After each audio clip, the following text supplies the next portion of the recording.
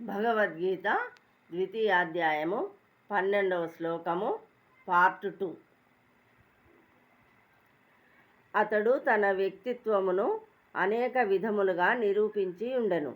అంతేకాకుండా నిరాకార బ్రహ్మము అతనికి లోబడియుండుననియు ప్రకటింపబడినది. ఈ విధముగా శ్రీకృష్ణుడు తన ఆధ్యాత్మిక వ్యక్తిత్వమును సర్వదా కొనసాగించుచుండును. ఒకవేళ అతని సాధారణ బద్ధ జీవునిగా అంగీకరించినచో ప్రామాణిక ధర్మశాస్త్రముగా అతని భగవద్గీతకు విలువయే ఉండదు.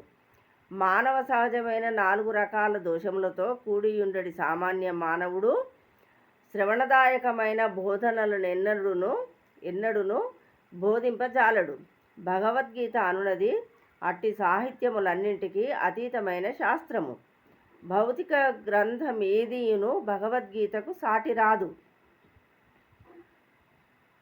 కాని ఎవరైనను శ్రీకృష్ణ భగవానుని సామాన్య మానవుడని భావించినచో వెంటనే అది తన ప్రాముఖ్యమును కోల్పోవును. ఈ శ్లోకమునందు పేర్కొనబడిన బహుత్వము అనున్నది వ్యవహారికమనియు అది దేహములకు సంబంధించినదనియు మాయావాదులు వాదించుదురు. కానీ ఈ శ్లోకమునందు ఇదివరకే దేహాత్మబుద్ధి ఖండించబడినది. జీవుల దేహాత్మబుద్ధిని ఖండించిన పిదప దేహమును గూర్చిన వ్యవహారిక భావననే శ్రీకృష్ణుడు ఎందుకు తిరిగి ప్రతిపాదించును అనగా ఇక్కడ వ్యక్తుల వ్యక్తిత్వము ఆధ్యాత్మిక పరిధిలోనే ప్రస్తావింపబడినదని తెలియచున్నది. దీనిని శ్రీమద్ రామానుజాచార్యుల వంటి గొప్ప ఆచార్యులందరూ సమర్థించి ఉన్నారు.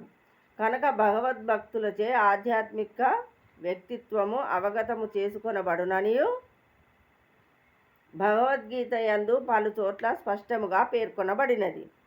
శ్రీకృష్ణుని దేవాదిదేవ తత్వము పట్ల అసూయ కలిగి ఉండువారు ఈ గ్రంథరాజమును అవగాహన చేసుకొనుటకు వాస్తవముగా యోగ్యులు కాజాలరు. భక్తులు కానీ వారు గీతా బోధనలను అవగాహన చేసుకొనుటకు ప్రయత్నించుటమనున్నది రుచి కొరకై తేనెటీగ తేనె సీసాను నాకిన చందముగా నుండును. ఆ సీసా మూతను తెరువనిదే ఎవ్వరును తేనె రుచిని చూడలేరు.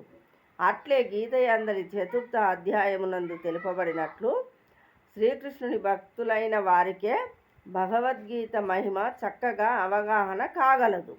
ఇతరులెవ్వరును దీనిని రుచి చూడలేరు. భగవానుని ఉనికినే సందేహించు అసూయగ్రస్తులైన వ్యక్తులు గీతను స్పృశించుటకు కూడా సమర్థులు కాజాలరు. కనుకనే గీత యొక్క మాయావాద భాష్యము సంపూర్ణ సత్యమును తప్పుదారి పట్టించుటయే యగును.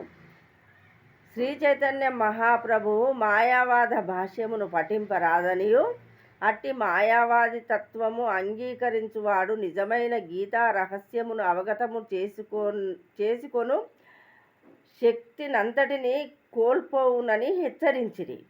వ్యక్తిత్వమనున్నది అశాశ్వతమైన భౌతిక జగత్తుకు